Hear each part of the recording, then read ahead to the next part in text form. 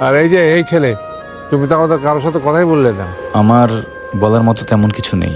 আমি একটা অরফানেজে বড় হয়েছি। বাবা মা কে সেটা আমি জানি না।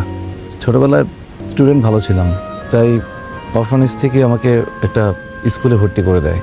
জানেন, স্কুলে না আমার কোনো বন্ধু ছিল না। কারো বাবা মাই তার সন্তানকে আমার সাথে মিশতে দিত না। অবশ্য কেন দিবে, আমার তো বাবা মা নাই। ছোটবেলা থেকেই না বাস্তবতাটা খুব ভালোভাবে বুঝছিলাম। এরপর ইউনিভার্সিটিতে গেলাম। একটা মেয়েকে প্রচুর ভালো লাগলো, কিন্তু কখনো তাকে আমি মুখ ফুটে বলি নাই। সে যখন বুঝতে পারলো, তখন নিজে থেকে আমার সাথে কথা বলা শুরু করলো।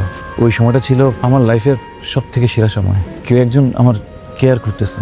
লাইক আমি কি খাই, আমি কখন ঘুমাই, কখন উঠি, কি করি, সব কিছুর খবর নিল।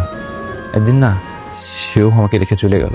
बातों को तेरी हम भुला ना सके।